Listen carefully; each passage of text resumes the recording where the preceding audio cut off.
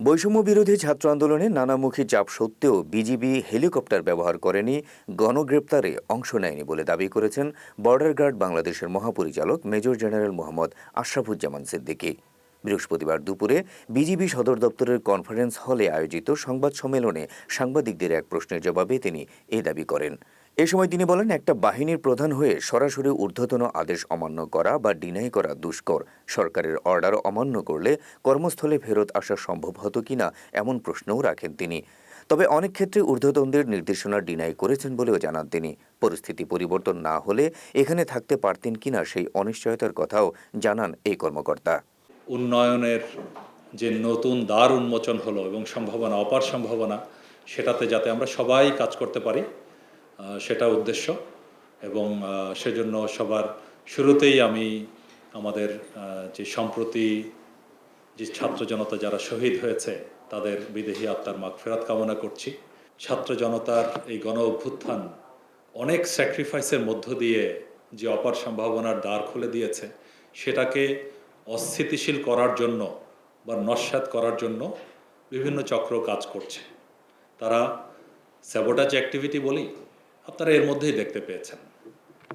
Answer বাহিনীর মধ্যে কিছুটা বিদ্রোহের একটা আশঙ্কা শুরুর দিকে, পার্বত্য চট্টগ্রামের পরিস্থিতি বলেন, বিভিন্ন কলকারখানার মিল ফ্যাক্টরিজের মধ্যে অস্থিতিশীলতা তৈরি করা বলেন, অনেক দিকে অনেক কিছু আমরা দেখতে পাচ্ছি, যেটা আইন শৃঙ্খলা বাহিনী স্বরাষ্ট্র মন্ত্রণালয়ের অধীনে থেকে সুন্দরভাবে সেটা মোকাবেলা করার চেষ্টা করছে।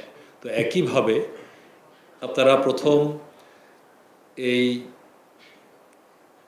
গত সরকার পতনের দিন থেকে পরবর্তী 2-1 দিন আপনারা দেখতে পেয়েছেন যে এই সংখ্যালঘু সম্প্রদায়ের যেটা আদৌ কোনো ঘটনা না, সেটাকে এক্সাজারেট করে, অতিরঞ্জিত করে এটা আন্তর্জাতিকভাবে একটি রূপ দেওয়ার একটা প্রয়াস ছিল। এর মধ্যে কিছু কিছু যেটা বলেছি আমি, খুব ডেলিভারেটলি 2-1টা জায়গায় কিছু মন্দির বা কোনো কিছুর এই ধরনের ক্ষয়ক্ষতি করার চেষ্টা করা হয়েছিল। বিশেষ করে লালমনিরহাট এবং ঠাকুরগাঁও এলাকার সীমান্তে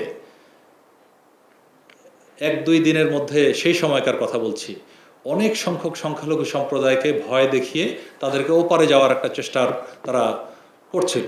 তো সেক্ষেত্রে বিজিবি গিয়ে বিএসএফ সহ এটা একটা পতাকা বৈঠক করে তাদেরকে বুঝিয়ে ফেরত নিয়ে আসছি।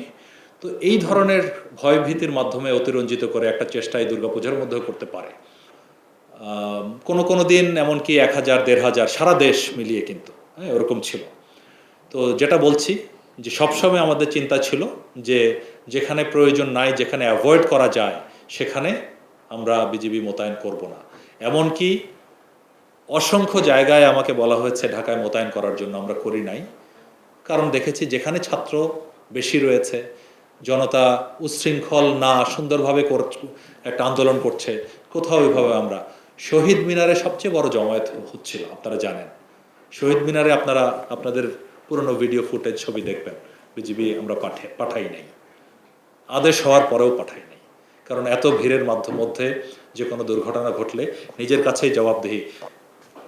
আমার নিজের মেয়ের হাজব্যান্ড, ওরা দুজনেই ছাত্র বলা যায়, ডিগ্রি পাশ করে মাস্টার্সে পড়া, তারাও আন্দোলনে গিয়েছে। সত্যি কথা বলতে তাদেরকে আমি বাধা দেইনি। আমার আপন ভাগ্নে নিজে আন্দোলনে গেছে, বাধা দেইনি, কারণ এটা একটা রাইট কজের জন্য আন্দোলন হচ্ছিল। তো যাই হোক, শাহবাগে বিজিবি দেখে থাকতে পারেন আপনারা, শাহবাগে ছিল। যখনই শাহবাগে বেশি জমায়েত হয়ে যাচ্ছে ছাত্র জনতা, আমি তাদেরকে জাদুঘরের ভিতরে পাঠিয়ে দিয়েছি, যে তোমরা বলবে জাদুঘরের ভিতরে প্রোটেকশন ডিউটি তোমাদের, ওটা রক্ষার জন্য, বাইরের রাস্তায় যেন না থাকে। 5ই অগাস্টের কথা বলতে চাই। 5ই অগাস্টে বিজিবিকে দায়িত্ব দেওয়া হয়েছিল ঢাকার 14টি এন্ট্রি পয়েন্ট গার্ড করার জন্য, যেন বাইরে থেকে ছাত্র জনতা প্রবেশ করতে না পারে। কারণ 5 আগস্ট ছিল গণভবন ঘেরাওয়ের কর্মসূচি। আদেশ অনুযায়ী, আদেশ এক জায়গা থেকে পায়নি, দেশের সর্বোচ্চ অসংখ্য পূর্বতন মন্ত্রী, ইভেন এমনকি অনেক সিনিয়র ব্যক্তিবর্গ, আমি বাই নেম আর বলতে চাচ্ছি না, একটা প্রেশারের মধ্য থেকে আমরা ওই 14 জায়গায় 80-90 জন করে বিজিবির সৈনিক পাঠালাম। সকাল 9টা-10টার দিকে আমি খোঁজ নিলাম কি অবস্থা। আমার বিজিবির সদস্য আছে 80-90 জন, এক এক দিক থেকে 10-15 হাজার ছাত্র জনতা আসছে।